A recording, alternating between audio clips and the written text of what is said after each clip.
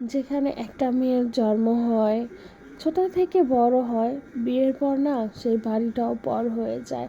অনেক বছর পর এত মজা করে ভর্তা খেলাম। আসসালামু আলাইকুম, আমি খাদিজা আক্তার শাওন বলছি ঢাকা থেকে। আশা করি যে যেখানে আছেন আলহামদুলিল্লাহ সবাই ভালো আছেন এবং সুস্থ আছেন। আলহামদুলিল্লাহ আপনাদের সবার দয় ভালো আছে এবং সুস্থ আছি। আর আজকের ব্লগটা হচ্ছে গত বুধবার দিনের ব্লগ। ওই দিন আমি সকালে নাস্তা করে বের হয়ে গিয়েছিলাম, যেহেতু বাসায় যাব, মানে আমার আব্বুর বাসায়।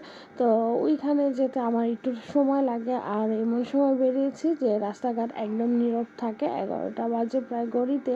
তারপরেও কিছু কিছু জায়গা অনেকটা সময় জ্যাম ছিল।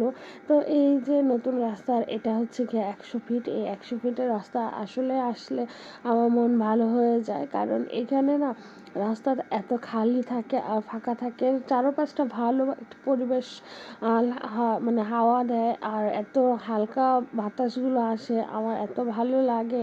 তারপর বাসায় আসলে আমার সবার প্রথম একটা কাজ হয়, বাড়ির ভিতরে আমার সব ফুপুদের দাদুদের সাথে দেখা করা। তো আমি আগে আম্মুর সাথে আর আব্বুর সাথে দেখা করে এসে ভিতরে ফুপুদের বাসায় আসছি। তো ওইখানে ভর্তা বানাচ্ছিল, তো ফুপু বললো যে পরে যা একটু ভর্তা খেয়ে। তো অনেক বছর পর এই ভর্তাটা খেলাম, প্রায় 12-13 বছর পর। আমার বিয়ের পর আর সবার সাথে খাওয়া হয় নাই, আমি আলাদা করে খেয়েছিলাম। তো যাই হোক, খুব মজা করে খেয়েছি আলহামদুলিল্লাহ, এত মজা হয়েছিল। তারপর আবার বাসায় আসলাম, আসার পর আমার এক ফুপু এইগুলো গিফট আমার জন্য নিয়ে আসছে সেই আমেরিকা থেকে। তো ফুপু থেকে বেস্ট ফ্রেন্ডটাই বেশি হয়ে যায় আমার জন্য, কারণ একসাথে ছোট থেকে বড় হয়েছি ফ্রেন্ডের মতো করে। তো ওকে আমি ফুপু বলে মানি না, বান্ধবী হিসাবেই দেখি সব সময়। তারপর ছাদে চলে আসলাম, এখানে ছাদে জায়রা একটু ছবি উঠাবে ব্যান্ড পরে, তো ওর জন্য ব্যান্ডটা ছবি উঠিয়ে দিয়ে একটু ভিডিও করে নিয়েছিলাম।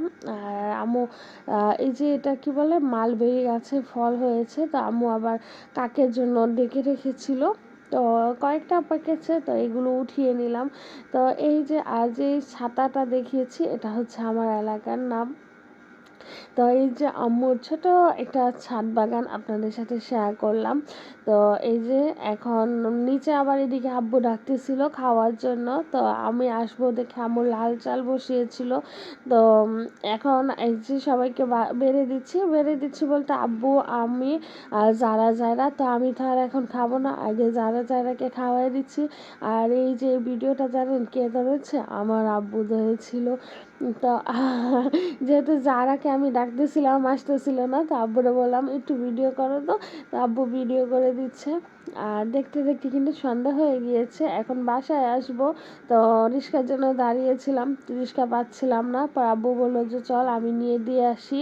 তো রাত হয়ে গিয়েছে, তো এই জন্য আর আব্বু একা ছাড়তে চায় না, কারণ রাস্তাঘাটে কখন কি হয়ে যায় সেটা বলার বিষয়। তো অবশেষে পরিচিত রিক্সা পেলাম, তো পরিচিত রিক্সাটার জন্য এত লেট হয়েছে। তো এই দেখেন আমার চোখটা টলটল করছিল, জানি না কী কারণে আজকে আমার আসার সময় এরকম লাগছিল। তো যাই হোক, এখন জনমুখে কি বলে আবার কোলাহলে ফিরে আসলাম। তো বিদায় নিচ্ছি, সবাই ভালো থাকেন, আল্লাহ হাফিজ, আসসালামু আলাইকুম।